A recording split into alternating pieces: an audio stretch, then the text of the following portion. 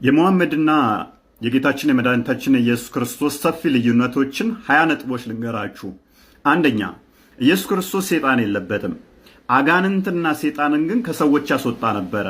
ማርቆስ ወንጌል ምዕራፍ 5 ቁጥር 1 እስከ 20፣ ሉቃስ ወንጌል ምዕራፍ 8 ከቁጥር 20 እስከ 26 እስከ 39። ሙሐመድ ግን ሰይጣን ነበረበት። ሰይጣን ከሰዎች አያስወጣም፣ ሰይጣን ግን ነበረበት። መኖር ብቻ ሳይሆን የማጥመሚያ ቃላት በአንደበቱ ላይ ያኖር ነበረ። ምን ሰይጣን? ለምሳሌ ሱራ 22 52፣ ቡሃሪ 32 86፣ እንዲሁም ሳይ ሙስሊም 28 15። ሁለተኛ፣ ሙሐመድ ሃይማኖት ለአላህ ብቻ እስኪሆን ድረስ ተጋደሏቸው አለ። ሱራ 8 39። ኢየሱስ ደግሞ እንዲህ ይላል፣ የሚወደኝ ቢኖር ሁሉን ትቶ በፍቅር ይከተለኝ ይላል። ማርቆስ 8 34 እስከ 35። ሶስተኛ፣ ኢየሱስ እንደዚህ ይላል፣ ክፉን በክፉ አትመልሱ፣ ቀኛችሁን በጥፊ ቢመታችሁ ግራችሁን ስጧቸው ይላል። ማቴዎስ ወንጌል ምዕራፍ 5 ከቁጥር 39። ሙሐመድ ግን እንዲህ ይላል፣ በእናንተ ላይ ወሰን ያለፈ ካለ እናንተም ብድራችሁን ወሰኑን እለፉበት ይላል። which means ቀኝ እጃችሁን ቢቆርጣችሁ እናንተም ቀኝ እጁን ትቆርጣላችሁ፣ በጥፊ ቢላችሁ በጥፊ ታላጉታላችሁ ማለት ነው። ሱራ 2 194 ላይ ኢየሱስ እንደዚህ ይላል፣ ፈጽሞ አትዋሹ። ምን አትበሉ? ፈጽሞ አትዋሹ። ሉቃስ 18 20 ላይ ሙሐመድ ደግሞ እንደዚህ ይላል፣ በምላሶቻችሁ በሚመጥኑት መጠን ልትዋሹ ለእናንተ የተፈቀደ ነው ይላል። ስለዚህ በምላሶቻችሁ መጠናችሁ መዋሸት ትችላላችሁ። ሱራ 16 116 ላይ ሙሐመድ ሙስሊም ያልሆኑትን ወይንም አጋሪዎችን ባገኛችሁባቸው ስፍራ ግደሏቸው ይላል። ሱራ 9 ቁጥር 5። ኢየሱስ ደግሞ እንደዚህ ይላል፣ ከሰው ሁሉ ጋር ቢቻላችሁስ በፍቅር ኑሩ ይላል። ሮሜ 12 ቁጥር 18። ሙሐመድ እንደዚህ ይላል፣ ትልቁ የሙሐመድ ትእዛዝ በጂሃድ ላይ መሞት ወይንም መጋደል ነው።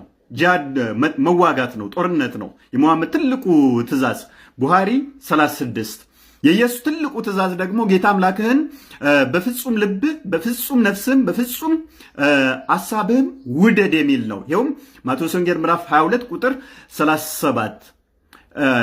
ሙሐመድ በሱራ 8 ቁጥር 1 እና በቁጥር 41 ላይ በጦርነት ወቅት ከክርስቲያኖች ወይንም ሙስሊም ካልሆኑት ላይ ዘርፈው ንብረት ለሱና ለአላህ እንዲሰጡ ሙሐመድ ምን ብሏል? አዟል። ኢየሱስ ደግሞ ምን ይላል? በማቴዎስ ወንጌል ምዕራፍ 19 ቁጥር 18 ላይ ፈጽሞ እንዳትሰርቁ፣ ሌብነትን ምን ከአስርቱ ሕግጋት አንዱ ሌብነት ወንጀል ነው። ሙሐመድ ግን የዘረፋችሁት የኔና ለአላህ ልትሰጡ ይገባል አለ። ሙሐመድ እንዲህ ይላል በሳይ ሙስሊም 21 ላይ ላኢላ ኢለላህ ሙሐመድ ረሱሉላህ እስኪሉ ድረስ ሰዎቹ ሁሉ ልዋጋን የተላኩት ይላል። ኢየሱስ ደግሞ እንዲህ ይላል በማቴዎስ ወንጌል ምዕራፍ 26 ቁጥር 52 ላይ ሴፍ የሚያነሳ ሁሉ በሴፍ ያልቃል ወይንም በሴፍ ይሞታል ይላል። የሁለት የዝሙተኞች ሴቶችን ታሪክ ልንገራችሁ። በዮሐንስ ወንጌል ምዕራፍ 8 ቁጥር 1 ጀምሮ አንዲት ዘማዊት ሴትን ወደ ኢየሱስ ክርስቶስ አመጧት። እቺ ዘማዊትን ሴት ሊወግሯት ድንጋይ ይዘው ነው ይዘዋት የመጡት። ተሰብስበው ነው ይዘዋት የመጡት። እቺ ሴት በሕጋችን መሰረት የሚዘሙት ተወግሮ ይገደላልና ስትዘሙት ነው ያገኘናት። ምን ትላለህ አሉት። ኢየሱስ ምላሽ ከመስጠት ይልቅ መሬት ላይ ጻፈ። መሬት ላይ ጻፈና እናንተ ውስጥ ኃጢአት የሌለበት ድንጋይ አስቀድሞ አንስቶ ይውገራታልና አሁንም መሬት ላይ ጻፈ። በዚህን ሰዓት ኃጢአታቸው በግንባራቸው ላይ ሲጻፍ አንዳንድ ብለው ሁሉም ከትንሽ እስከ ትልቅ ኮበለሉ፣ ሸሹ። ከዛም ቀናልና አሳዳጆች ሸታዩ አላት እችን ሴት። እኔ አላቅም አለችው። እንግዲያውስ እኔም አልፈርድብሽም፣ ደግመሽ እንደዚህ አይነት ኃጢአት እንዳትሰሪ ብሎ በነፃ ኢየሱስ አሰናበታት እችን ሴት። በተመሳሳይ ደግሞ ሙሐመድ ጋር አንዲት ዘማዊት ሴት ይቅር እንዲላት መጣችና ነገረችው። እነሆ ዘምቻለሁኝና አንጻኝ አለችው። ሙሐመድ ምን ፊት ነሳት፣ ፊቱን አዞረባት። ከዛም ሄደች። ተመልሳ በሌላ ጊዜ ስትመጣም ባክ ብላ ለመነችው። አርግዣለሁኝ፣ በዝሙት ምክንያት አርግዣለሁኝና አንጻኝ አለችው። ውለጅ አላት። ውለጅና ነው ያላት። ወለደችና መጣች። ልጁን እዛ መጣች። ይኸው ወልጃለሁኝ አለችው። ልጁ ጡት መጥባት እስከሚያቆም ድረስ ሂጂ አላት። ጡት መጥባት ሲያቆም ልጁ ጡት መጥባት ሲያቆም ምግብ አስይዛው በእጇ እዛው መጣች። ከዛም ይሄው ጡት መጥባት አቁሟል፣ ምግብም ይበላል አለችው ለሙሐመድ። ከዛ ሙሐመድ ምን ቢያደርግ ጥሩ ነው? ልጁን ተቀበለና ለሌላ ሙስሊም ሰጠው። ከዛ ምን አደረገ? መሬት አስቆፈረና እስከ ግማሽ ድረስ አስቀበራት። ከዛ ወዲያ በድንጋይ ወግራችሁ ግደሏት አለ። ይሄም በሳይ ሙስሊም 1695 ቢሌ የተዘገበ ሐዲስ ነው። ሌላን ቀጥል። ኢየሱስ እንዲህ ይላል፣ እኔ ነፍሴን እስከ መስጠት ድረስ ላገለግላችሁ እንጂ እናንተ እኔን ልታገለግሉኝ አልመጣሁም ይላል። ማቴዎስ ወንጌል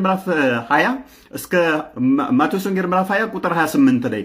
ሙሐመድ ደግሞ እንደዚህ ይላል፣ ብዙ አገልጋዮች እንዳሉት ሙስሊም ሴቶች ደግሞ ለሱ ነፍሳቸውን መስጠት እንዳለባቸው ያዛል። ሱራ 33 50 ቡሃሪ 50 68። ኢየሱስ እንዲህ ይላል በዮሐንስ ወንጌል ምዕራፍ 10 ቁጥር 11 ላይ መልካም እረኛ እኔ ነኝ፣ መልካም እረኛ ነፍሱን ስለ በጎቹ አሳልፎ ያኖራል አለ። መልካም እረኛ ለበጎቹ ሲል ነፍሱን አሳልፎ ይሰጣል አለ። ከእኔ ማንም አያወጣችሁም አለ። ሙሐመድ ደግሞ እንደዚህ ያደረገ። በጦር ሜዳ ላይ ከአንሰር የመጡ ሰዎች 7 ሰዎች ነበሩ፣ በጦርነት እሱ ጋር የቀሩት። በገነት እንገናኛለን፣ በገነት ጓደኛ ትሆናላችሁ ብሎ 7ቱም ሲገደሉ እሱ ግን ተደብቆ ወይም ራሱን አድኖ እነሱን አስገድሏቸዋል።